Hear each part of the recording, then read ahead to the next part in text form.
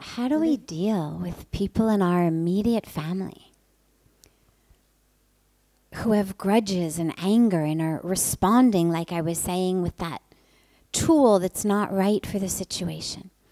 Well, the first aspect is to really recognize this toolbox situation, because my pain, in most cases, my pain stems not so much from exactly what they do as from the fact that I feel like a victim of it.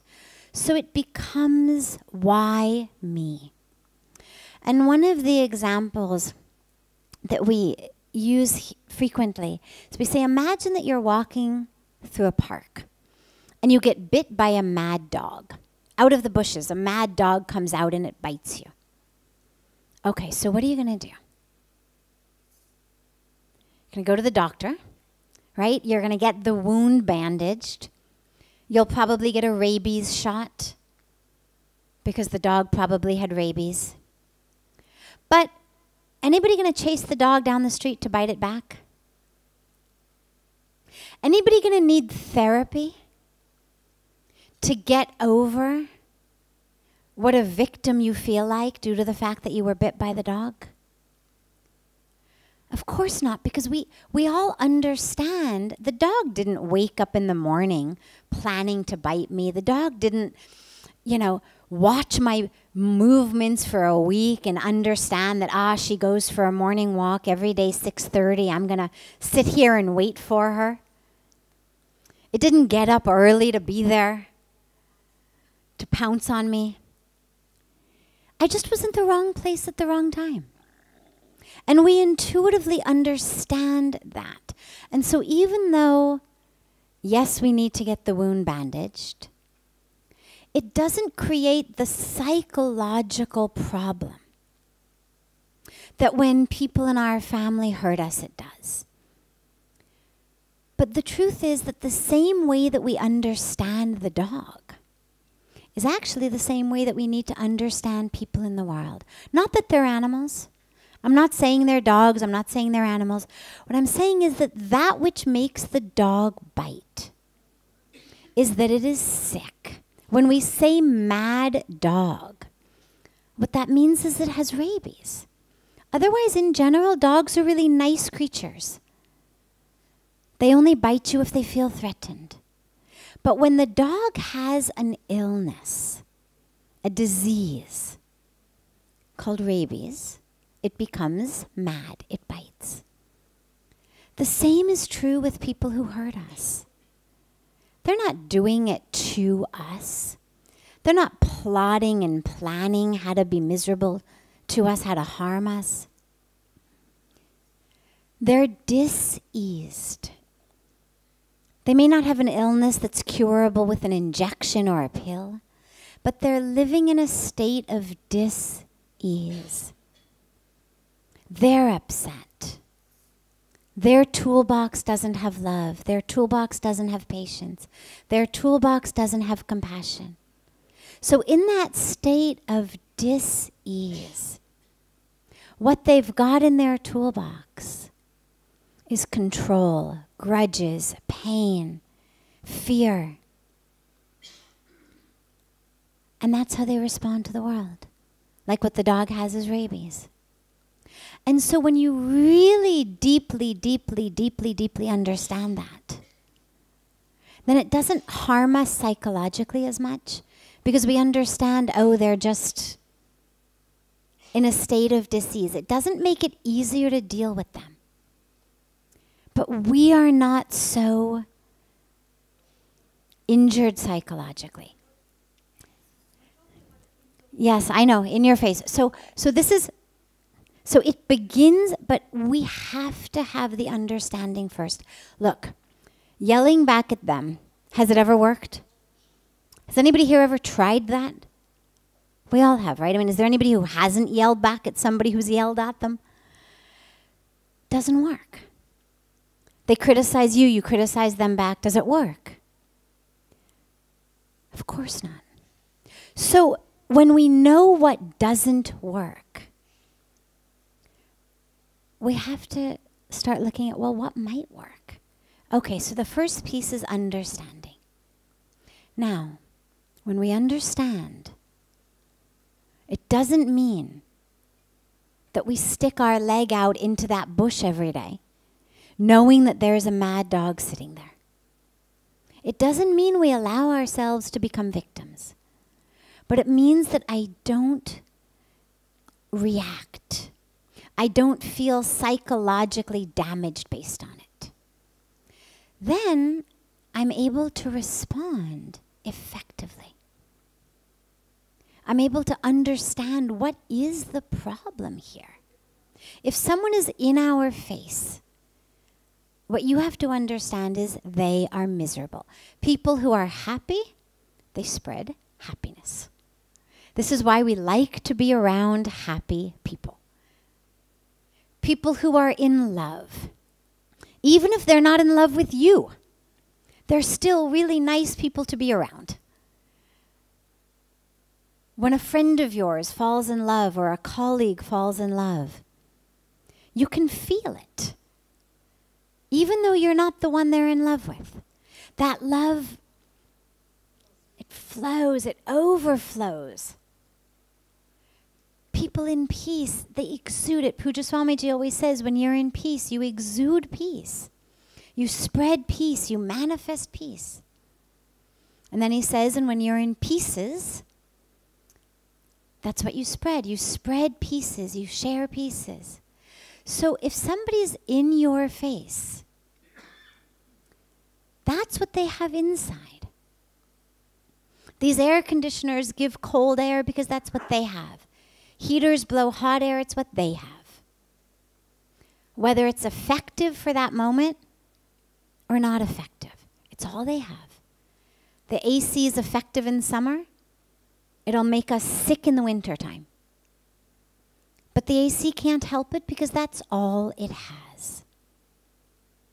And so if what someone has is pain and anger, that's all they're going to give you. And it doesn't matter how much you yell at it. You can scream at that AC all you want. I'm getting pneumonia. Doesn't matter. It's just going to keep blowing its cold air. You can start coughing and sneezing. You can get a fever. You could drop dead in front of it.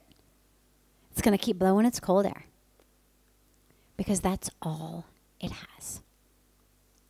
And the minute that you recognize that, doesn't make it easier, but it gives us distance from the reaction to the person as though they were doing it to me. I mean, it's like if someone really were sick. You go into the office one day, someone's come to work sick, they're coughing all over the place. Well, you don't want to stand near them. You know I'm going to catch whatever they've got. But you know they're not doing it to you. They didn't manufacture this virus to come in and give it to you. It's festering inside them. Get too close, you're going to get coughed on. And this is where, when people in our lives are like that, first thing we do is we understand. Second thing we do is we try to share as much love and as much peace as we possibly can. And we never give up. We never, ever, ever give up. Because if we give up, then we've let go of our own Dharma, which is to share love and peace. I mean, that's who we are. If we recognize that we are the divine, if we recognize that we are the soul, that we are consciousness, then exuding that consciousness, exuding that divinity, that is our Dharma. So when we give up, when we react, we're letting go of our Dharma. There's that great story I love about the saint who's bathing in the river. And there's a scorpion that's flopping around, drowning in the river. And the saint goes to pick it up, to save it, to put it on the shore. And the scorpion stings him. And as the scorpion stings him, the saint goes, ow, and he flings his hand. And of course, the scorpion falls back in the water. And then the saint goes to pick it back up again. And as he picks it up, it stings him before he can get it to the shore. And again, he flings his hand. And again, the scorpion falls in the water. And this drama goes on several times, with the saint continuing to try to lift the scorpion out of the water and put him on the riverbank. The scorpion keeps stinging him. He keeps flinging his hand.